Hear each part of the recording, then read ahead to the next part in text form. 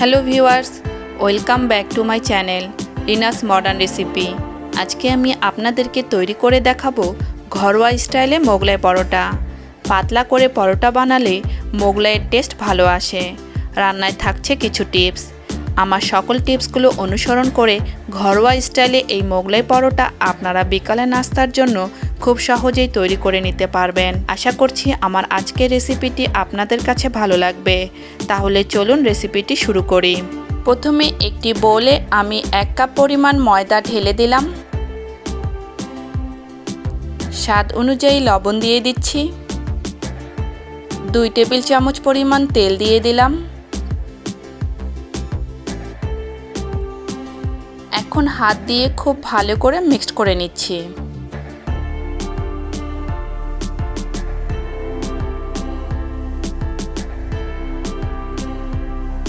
ময়দাটাকে তেলের সাথে ভালো করে মিক্সড করতে হবে।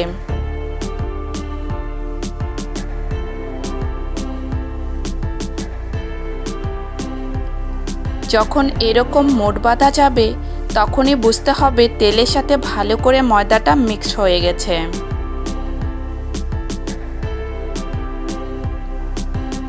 এখন এর মধ্যে আমি হালকা কুসুম গরম পানি অল্প অল্প করে অ্যাড করব।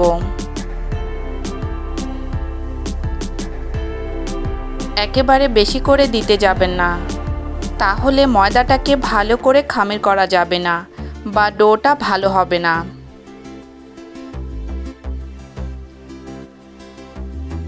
খামিরটা এমন হবে, খুব বেশি শক্ত হবে না, আবার খুব বেশি নরমও হবে না। ঠিক আমরা যেভাবে পরোটার খামির তৈরি করি ঠিক সেরকমই খামির তৈরি করতে হবে।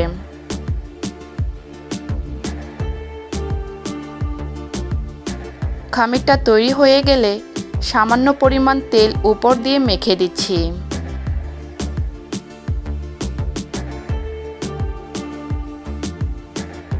তারপর একটা ঢাকনা দিয়ে ঢেকে দিচ্ছি 5 থেকে 10 মিনিটের জন্য।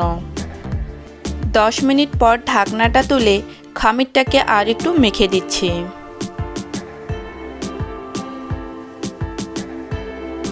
খামিরটাকে ভালো করে মেখে নেওয়ার পর আমি 3টা লেচি কেটে নিয়েছি। এখন একটা লেচি নিয়ে বাকি লেচিগুলোকে আমি ঢেকে রাখছি, যেন লেচিগুলো ড্রাই না হয়ে যায়।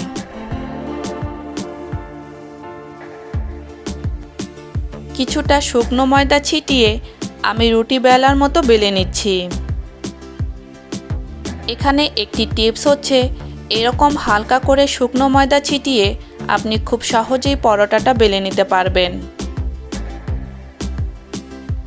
এরকম মাঝারি সাইজের রুটি তৈরি হওয়ার পর উপর দিয়ে আবারও 1-2 চিমটির মতো সামান্য পরিমাণ ময়দা ছিটিয়ে মেখে নিয়ে এই রুটিটা আমি উল্টিয়ে নিব। এভাবে সামান্য পরিমাণ ময়দা মাঝখানে ছিটিয়ে রুটিটা উল্টে নেওয়ার ফলে পরোটাটা শেপ দেওয়ার পর যখন পিঁড়া থেকে উঠাবো তখন সহজেই হাতের মধ্যে উঠে আসবে। রুটিটা পাতলা এবং বড় করার জন্য এক সাইড থেকে আমি টেনে রুটিটা পিঁড়ার একদম শেষ মাথা পর্যন্ত আটকিয়ে নিচ্ছি। এভাবে খুব সহজে বেলার ঝামেলা ছাড়াই রুটিটা পাতলা এবং বড় করে নেওয়া যায়। এখানে একটি টিপস হচ্ছে, ময়দার খামিরটা আপনাকে কোনোভাবে শক্ত করে মথে নেওয়া যাবে না। মিডিয়াম সফট একটা খামির তৈরি করে নিতে হবে।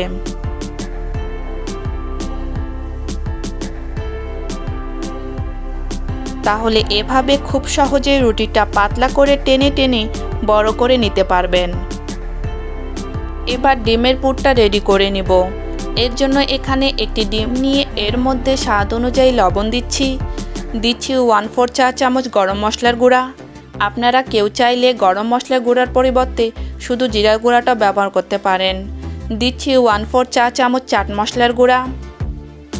দিচ্ছি স্বাদ অনুযায়ী পেঁয়াজ। মোগলাইয়ে পেঁয়াজের পরিমাণ বেশি হলে ভালো হয়, এর জন্য চেষ্টা করবেন পেঁয়াজের পরিমাণটা বেশি দিতে। দিচ্ছি স্বাদ অনুযায়ী কাঁচামরিচ কুচি। আর দিচ্ছি ধনিয়া পাতা কুচি। ধনিয়া পাতা একেবারে অপশনাল, কেউ চাইলে ধনিয়া পাতা কুচিটা বাদ দিয়েও করতে পারেন। ডিমের এই পুর তৈরি করার ক্ষেত্রে দুটো টিপসের মধ্যে প্রথম টিপসটি হচ্ছে পেঁয়াজ মরিচের সাথে লবণ মাখিয়ে ডলে ডলে ডিমটা ফেটিয়ে নিতে যাবেন না। এতে করে পেঁয়াজ থেকে পানি বেরিয়ে ডিমের এই পুরটা পাতলা হয়ে নষ্ট হয়ে যাবে, যেটা আপনি পরোটাটার উপর দিয়ে বিছিয়ে নিতে সমস্যায় পড়বেন। আরও একটি টিপস হচ্ছে, ডিমের পুর আগে থেকে তৈরি করে রেডি করে রাখতে যাবেন না, তাহলে পেঁয়াজ থেকে পানি বেরিয়ে ডিমের এই পুরটা পাতলা হয়ে যাবে, সেক্ষেত্রেও একই সমস্যায় পড়বেন।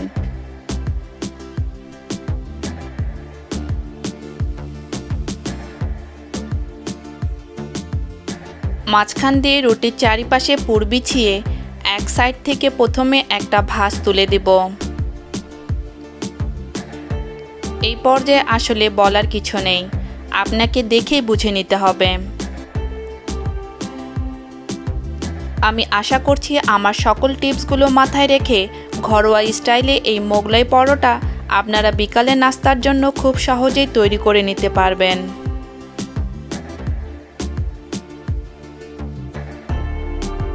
আঙ্গুল দিয়ে আলতোভাবে সিল করে নেব।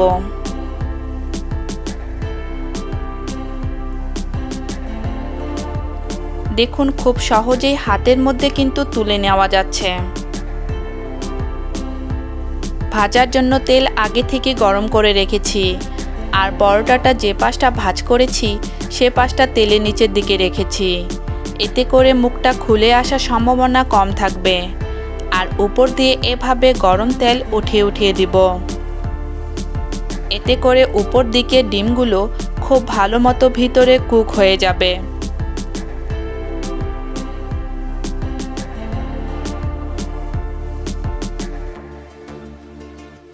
দুই পাশে সমানভাবে সুন্দর করে উল্টে পাল্টে ভেজে নেব।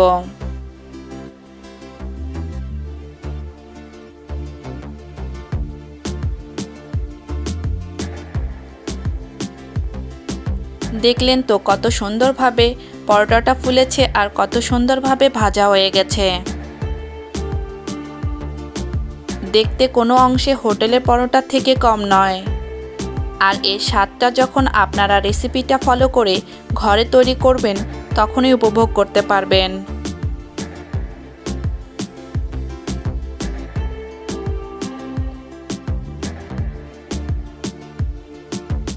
এখন আমি পরোটাটাকে তেল থেকে উঠিয়ে একটা পাত্রে তুলে নিচ্ছি।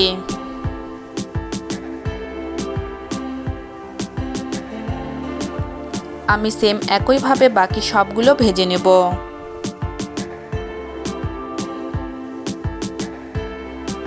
আমার আজকের রেসিপি যদি আপনাদের কাছে ভালো লেগে থাকে তাহলে ভিডিওতে লাইক দেবেন, আর বাসায় ট্রাই করলে অবশ্যই কমেন্ট করে জানাবেন আপনাদের কাছে কেমন লেগেছে। আর সম্ভব হলে অবশ্যই ভিডিওটি আপনার ফ্যামিলি এবং ফ্রেন্ডসদের সঙ্গে শেয়ার করবেন। আর এরকম মজার মজার রেসিপি পেতে চ্যানেলটি সাবস্ক্রাইব করে পাশেই থাকবেন। আজকে এই পর্যন্ত। আল্লাহ হাফেজ।